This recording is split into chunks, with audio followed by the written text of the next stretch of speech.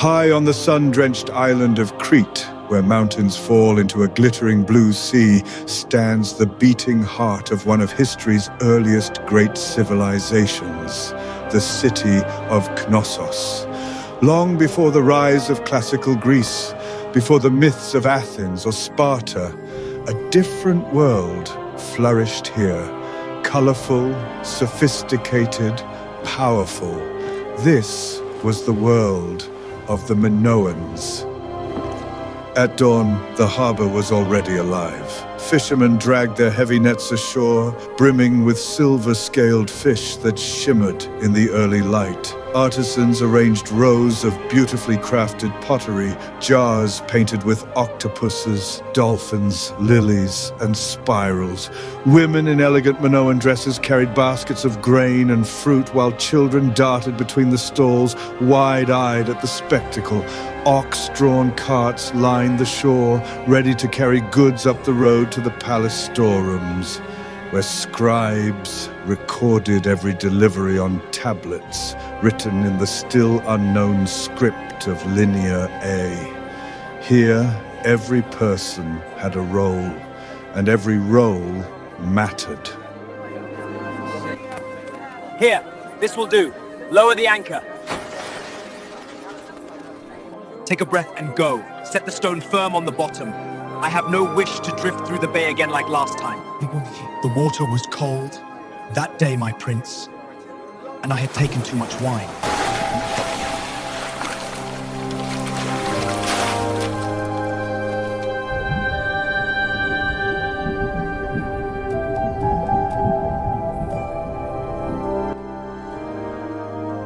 And leave my wine alone, unless you wish to swim every time.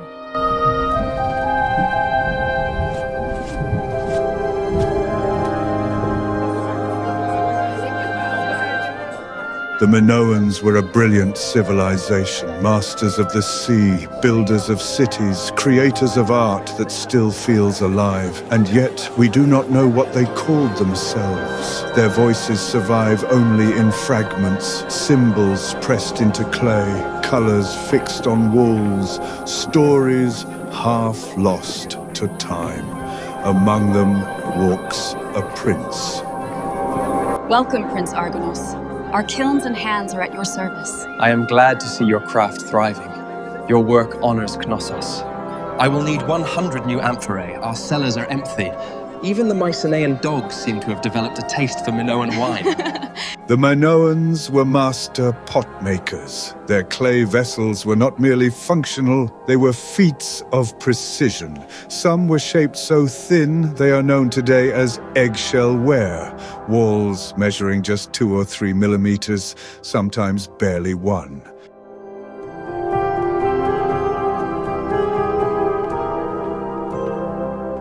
For the Minoan elite, life was to be lived. They gathered, celebrated, and honored the gods in ritual, in art, and in everyday pleasure.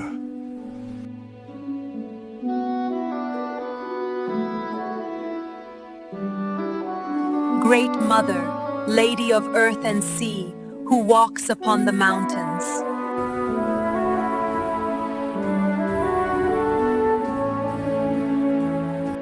Steady the trembling land, and keep your children in harmony beneath the sun.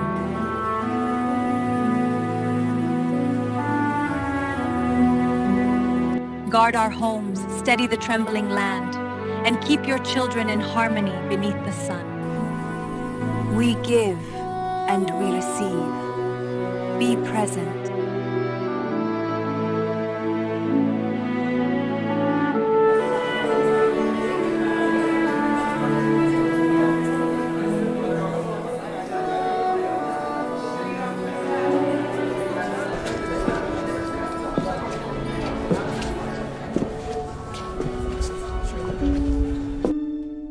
The Minoan snake goddess stands as one of the ancient world's great enigmas, her raised arms and coiled serpents suggesting fertility, renewal, and divine protection. Yet her true name, her rituals, and even her voice remain forever lost to time.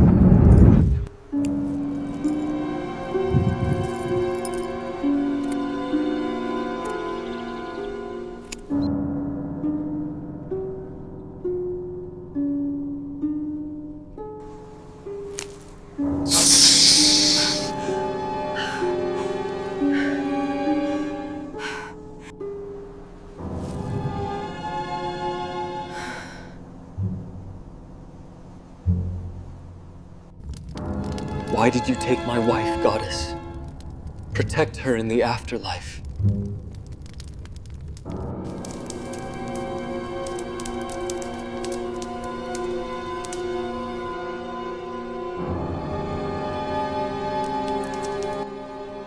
Bless my womb with life. Bless my husband with vigor. In Minoan belief, the bull was more than an animal. It embodied raw strength, fertility, and sacred danger, a divine force celebrated in ritual, art, and movement, standing at the center of a world where humans did not dominate nature, but danced carefully within it. Catapsia, the Minoan ritual of bull leaping, was neither sport nor spectacle alone. Athletes met the charging bull face to face, grasping its horns, vaulting over its back in a moment where skill, courage, and ritual became one. It was a dangerous dance, performed not to conquer the animal, but to honor the power it embodied, a test of balance between human daring and divine force. So, my prince, what made you come all this way today? I did not come by choice. The old tyrant summoned me here.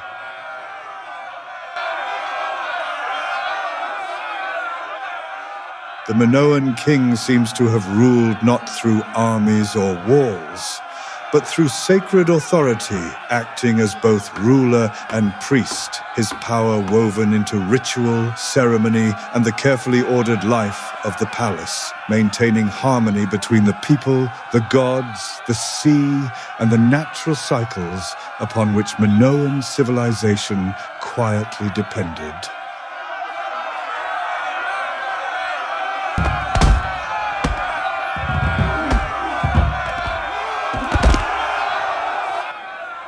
Where have you been, my prince? I was in Egypt, attending the new pharaoh's coronation.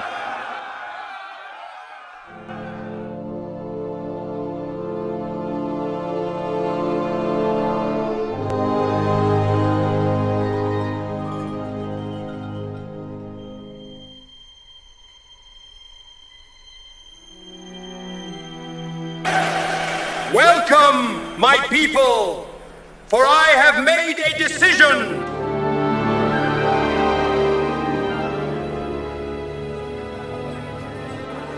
Behold, I am the eternal ruler of the Nile, guardian of Ma'at and lord of the two lands.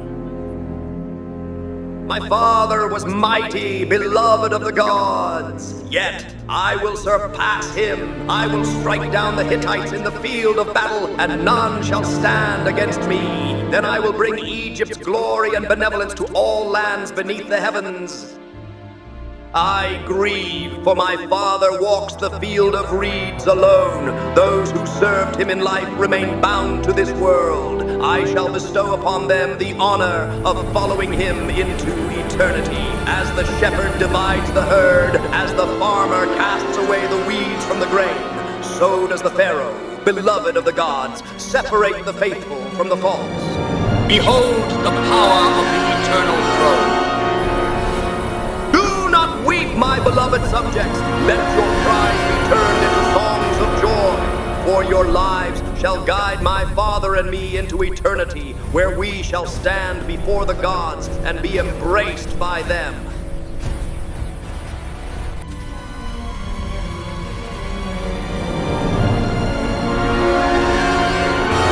Please, kind Pharaoh, spare me. I have been good to you.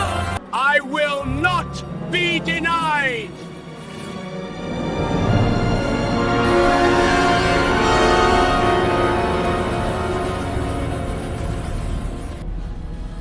Do not weep! You are chosen! You go ahead of me into eternity to serve my father as you did in life. May your names be spoken in the field of reeds. If you were loyal, you served well in life. Serve now in death. The doors close, eternity opens, the herd is divided, the wheat is gathered, the weeds are cast away, so it is done. Where we shall stand before the gods, and be embraced by them.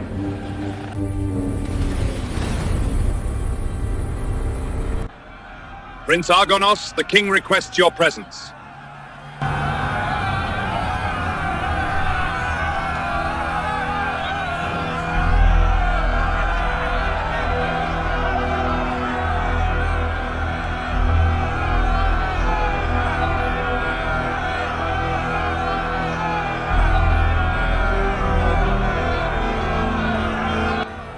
So, my son returns, the adventurer, the seafarer, the trader. I followed the winds where they led, father. They have brought me back to Crete, and to you.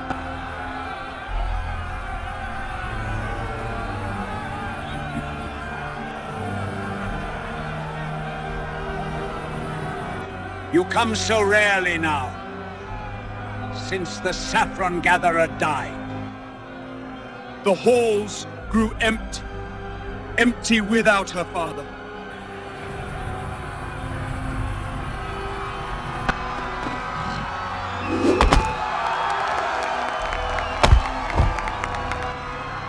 Come, my son.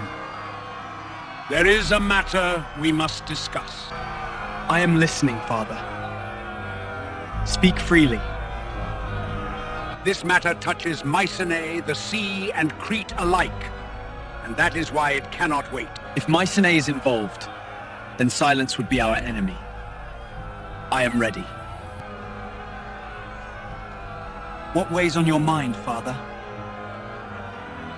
This concerns a Mycenaean named Croton, found alive where no man should. Then the sea has spared him for a reason. The question is, whose? It began with Croton's ship caught in a storm fierce enough to unmake men.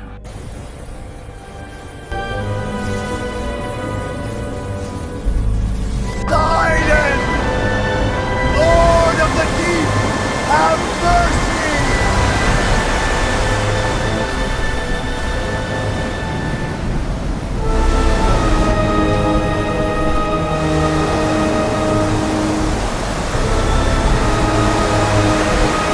If you want my ship, come take it yourself! I do not kneel to the sea!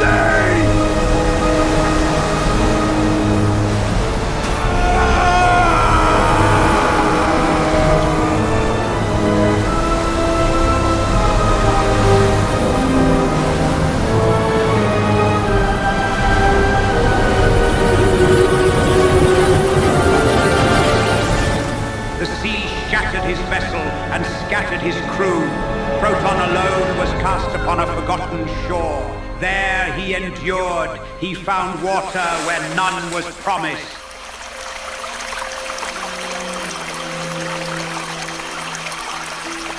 He stole food from cliff and sky. He survived, not by mercy, but by will. Yet survival leaves marks.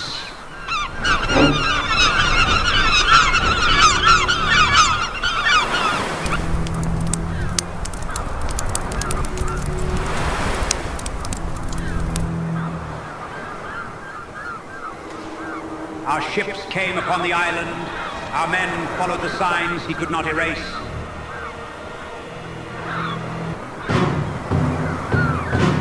Where is he? He was over there.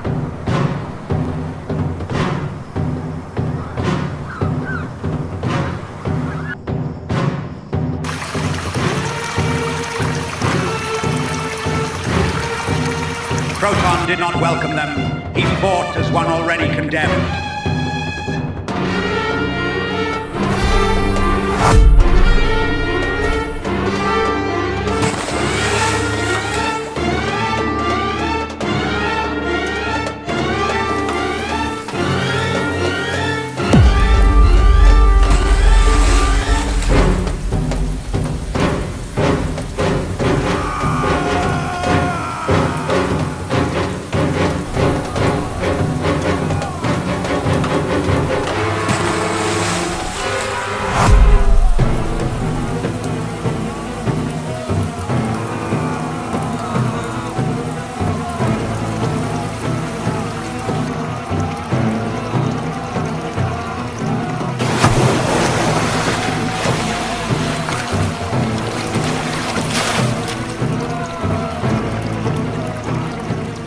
When he was taken alive, the island yielded its secret.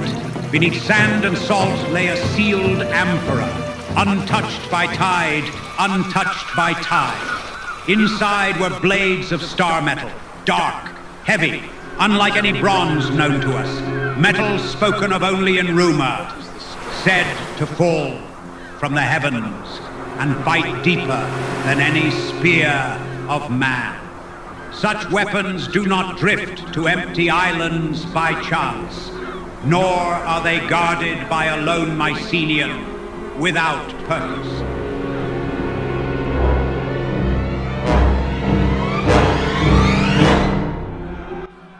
That is why this matter cannot wait. And where is this Mycenaean now? Interrogated, down in the dungeons.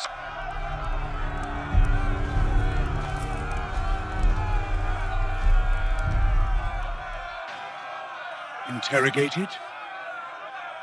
We are not brutes, my son. I just love Minoan wine.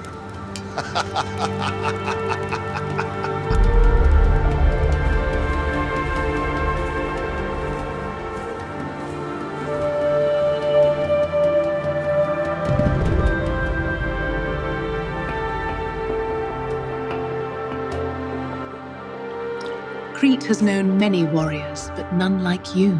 Surely a man like you has stories worth sharing.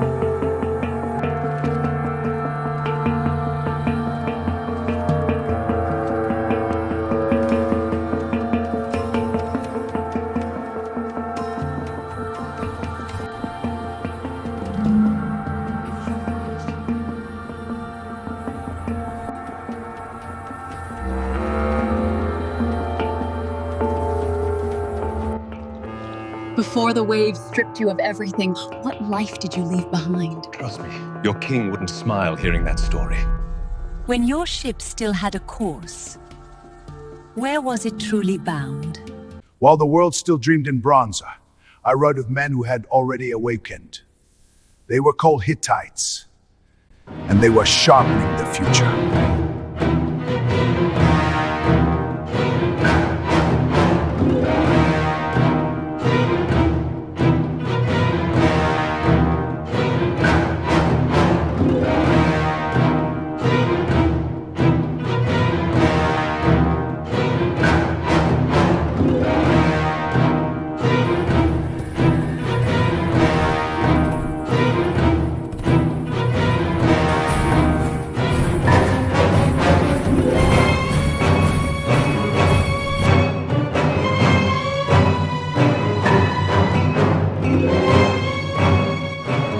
I stand where fate brought me.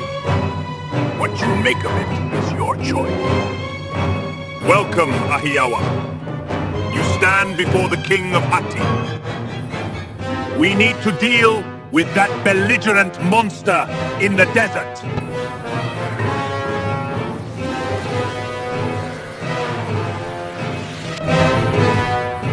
By the late Bronze Age, the known world was dominated by two great powers, the Hittites in Anatolia and the Egyptians along the Nile.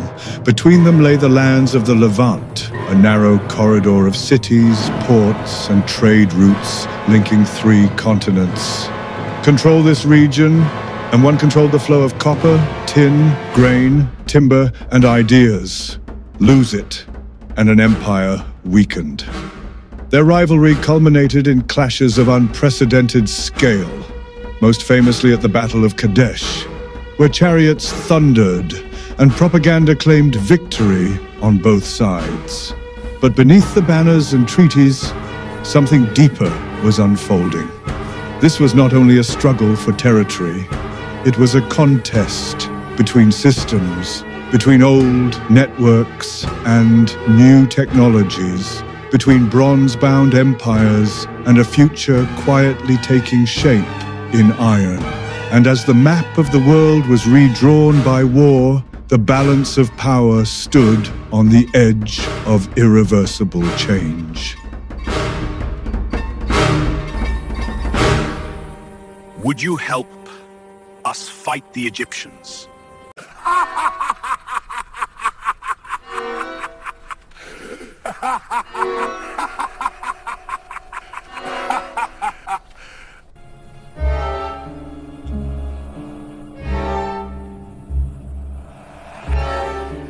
Well, would your people, the Ahiawa, fight with us?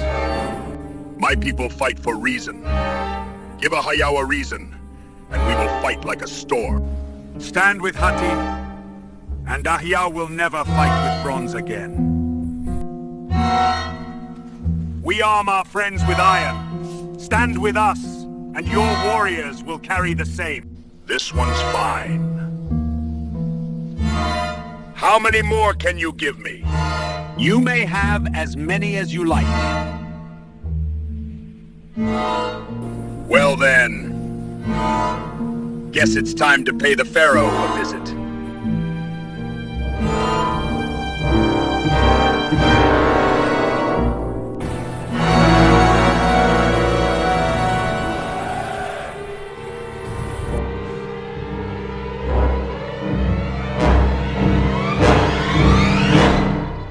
Then Creton bargained with the Hittites, not for land or gold, but for star metal, so the Axians might arm themselves a little. Yes. And with that bargain, the balance of the world began to tilt. I may be able to help. If I sail to Achaean lands and use my trade connections, I can learn the truth and how far this deal truly goes. I would not send you unless I believed you were already prepared to go. This burden suits your hands better than mine. Running off already, Argonos? Or am I the last thing you meant to leave behind? He needs me, Thalassa. Whatever you think of him, this time is different.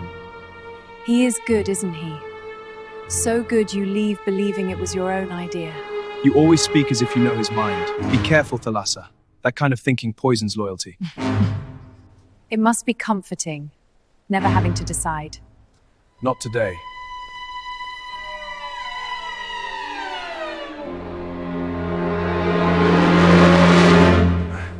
Careful with that one. Secure it tightly. It's in, my lord. Ready for the next.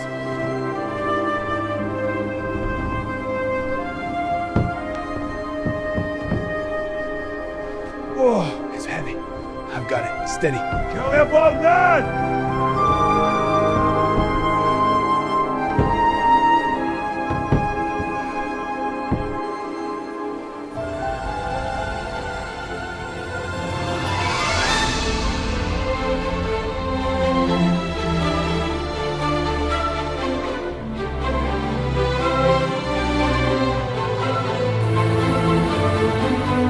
Behold, the vast expanse of our dominion.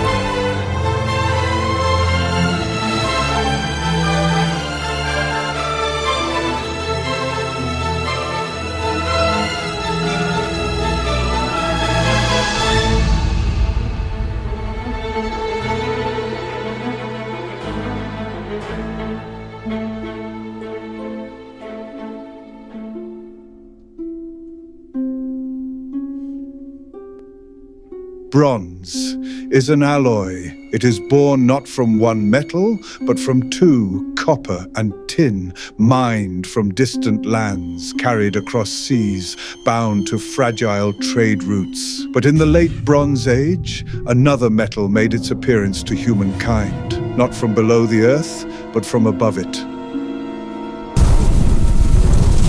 Long before furnaces burned hot enough, long before smiths understood ores and slag, iron first came to humanity as a visitor from the heavens. Meteors of iron and nickel falling in fire from the night sky. To ancient eyes, this metal was not earthly.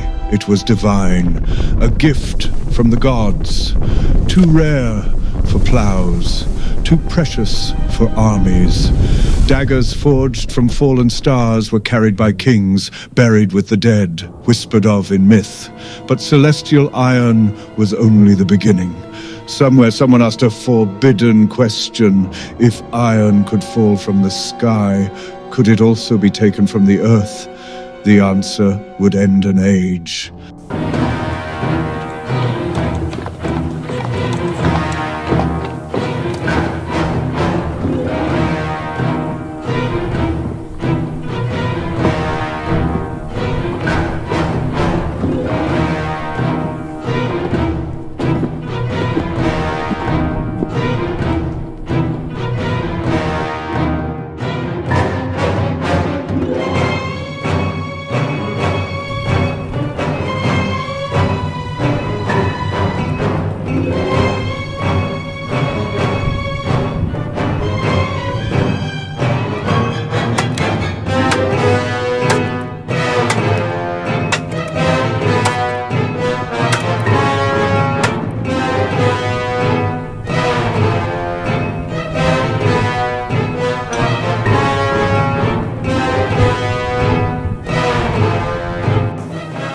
But in the highlands of Anatolia, among the cities of the Hittites, the fire grew hotter and the questions sharper.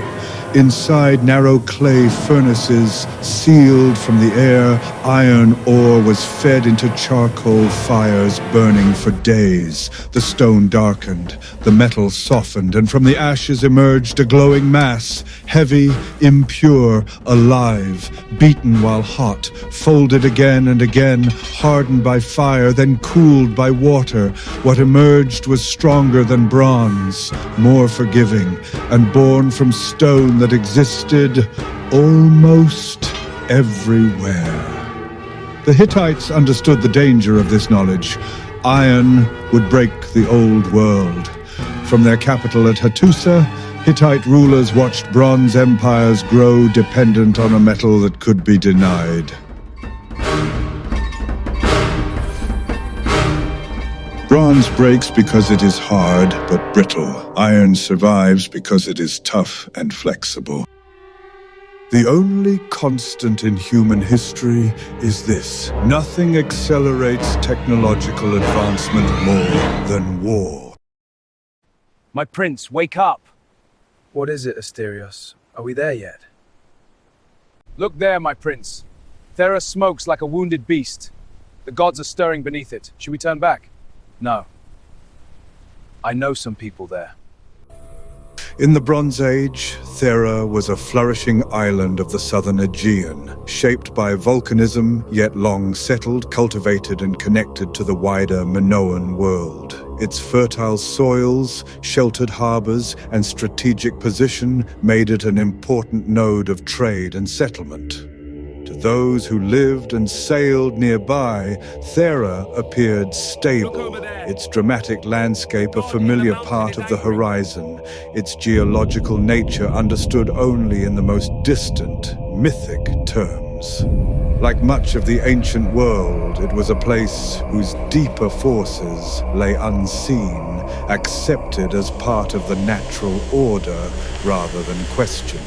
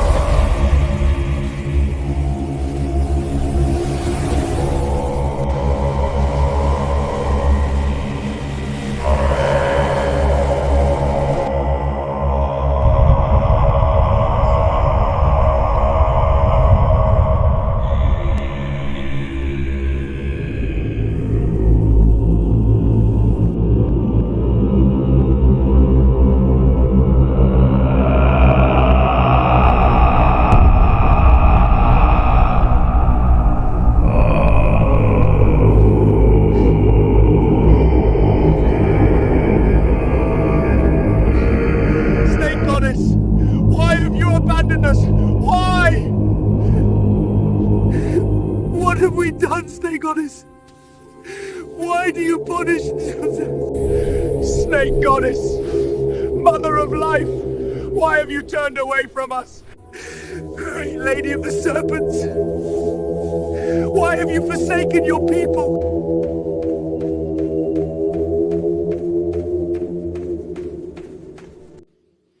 So the gods have spared you, Father. My prince, I am so glad to see you again. I did not expect to see you again. Not since my daughter passed away. I did not come as a prince today. I came as the man who loved your daughter.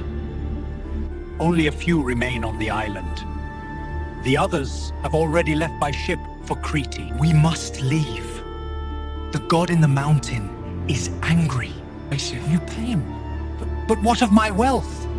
The grain, the cloth, the copper?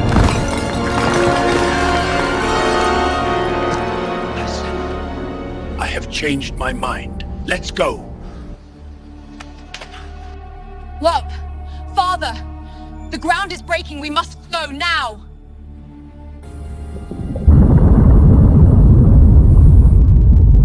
Father! Thank the gods! My prince, I am glad you are here.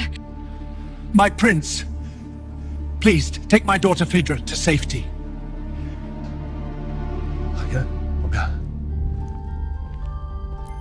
Can you get us off this island?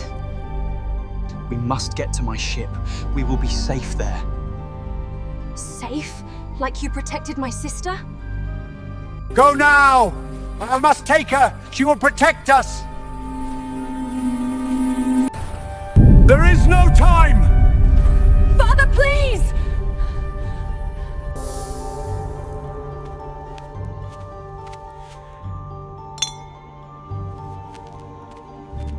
I can't leave her. She brought me a lot of luck.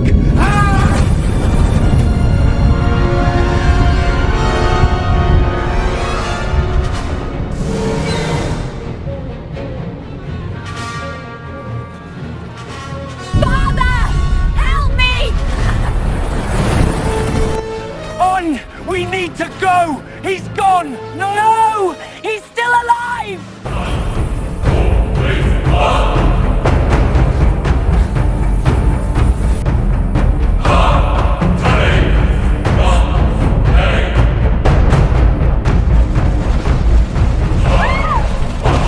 I've got you! Hold on!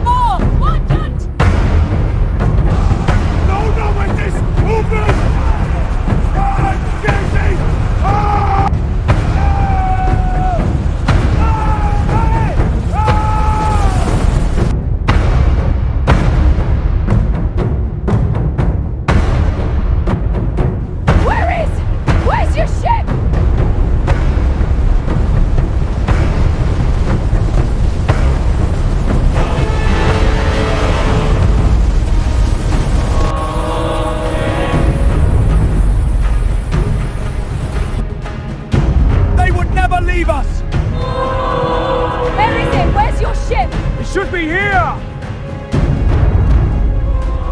Faster! It's gaining on us! The sea! Get to the sea! It's too close! Keep running! We must go under water! No, wait!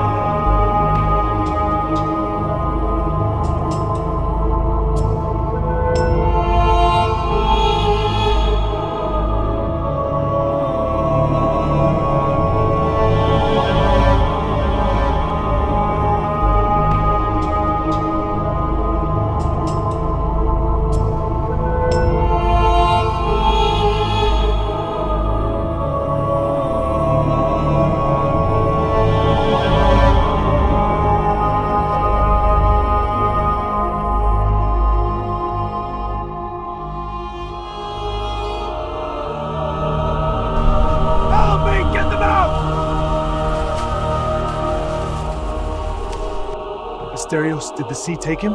No, not today. He's still with us.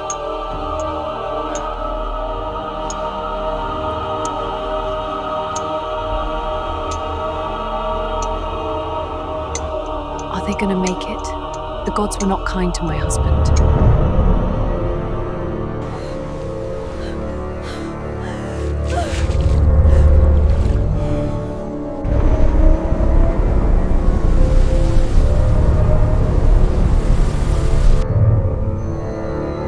Fire walks the sea tonight. Argonos, the gods are tearing the world apart. We will not outrun this. We must. Not for the gods, for the living. For you. Where will we go, Argonos, if the sea takes us that far? To Knossos. Its walls still stand, and there we will be safe. Argonos, if Knossos is far and the sea...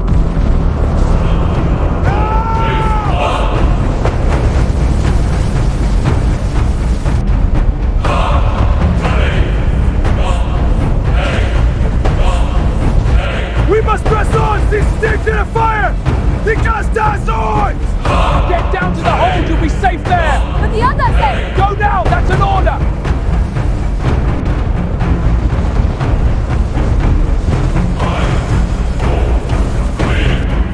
Throw the cargo overboard! Take this one quickly! Faster, men! The volcano is upon us! I can't go before! We must lighten the ship!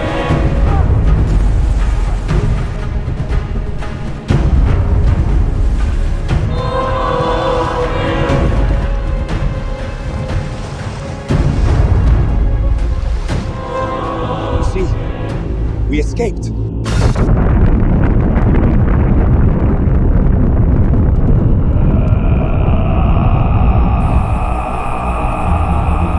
The final eruption of Thera was among the most violent natural events of the ancient world. After a series of powerful explosions, the volcano's central structure could no longer support itself. The walls of the volcanic cone collapsed inward. As the land gave way, vast quantities of seawater rushed into the newly formed caldera, plunging directly onto superheated magma beneath the surface. The result was a series of phreato-magmatic explosions, eruptions caused not by magma alone, but by the sudden and catastrophic interaction between water and molten rock. In these events, seawater flashed instantly into steam, expanding violently and shattering magma into fine ash, accelerating the force of the eruption and amplifying its destructive power. Each collapse triggered new explosions, each explosion further destabilizing the volcano. This cycle of collapse and eruption displaced enormous volumes of water. From the collapsing caldera, powerful tsunamis radiated outward across the Aegean Sea, racing toward nearby islands and coastlines. What followed was not a single wave, but a series of surges, generated by explosions, landslides, and the sudden movement of the sea itself. The eruption of Thera was no longer confined to the island. It had become an event that reshaped the entire region.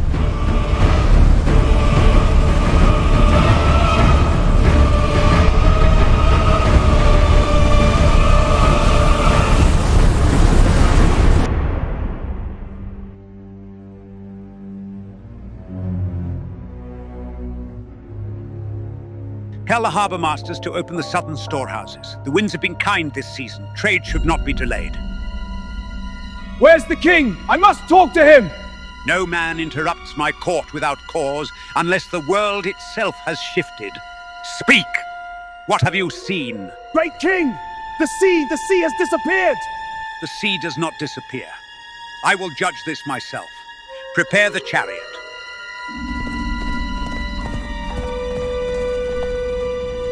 What's going on here? My king, the gods have abandoned us. What is it? What's the matter?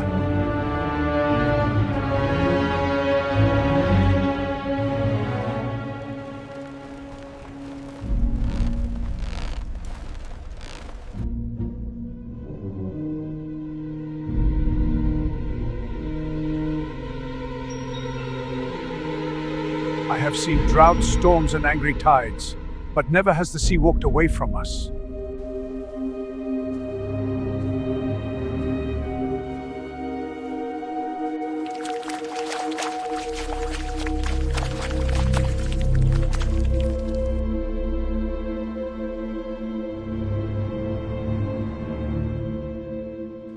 Don't worry, my people. We can fix this. Where is the priestess of the snake goddess? Snake priestess, ask the goddess to bring the sea back to us. I will bring her back, my king. Don't worry. Behold the power of our ancient rites. Let her dance awaken the spirits of the earth. Watch and remember this day, for it binds us all. We can fix this. We can win back the favor of the gods.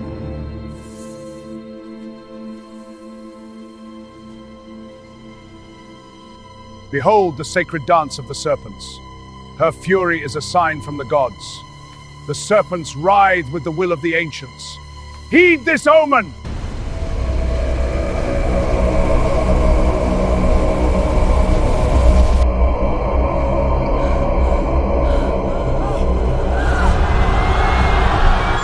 What is it? What are you so afraid of? My king, it worked! Look! The sea is coming back to us!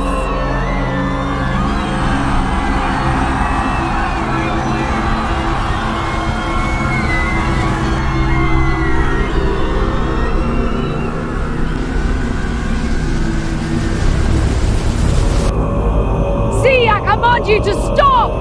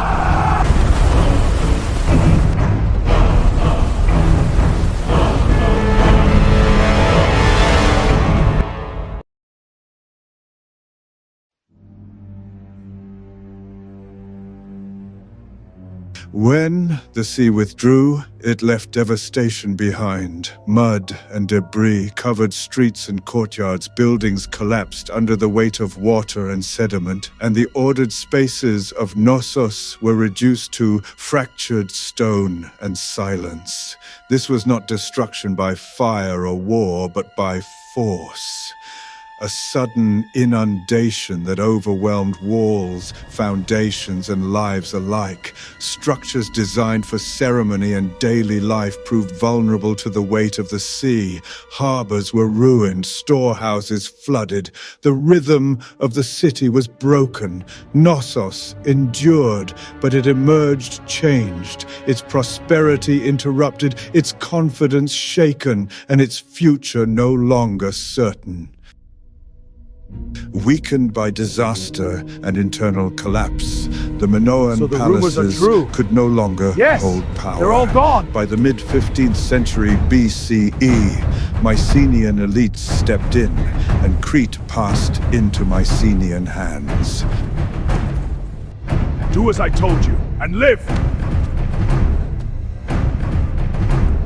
Great king, I place my breath in your hands. I am no enemy to Mycenae, only a woman torn from her home. Spare me.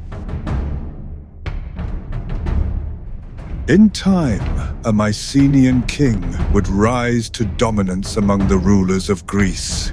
His name was Agamemnon, and tradition remembers him as the leader who would one day lay siege to Troy, a city within the Hittite sphere of power.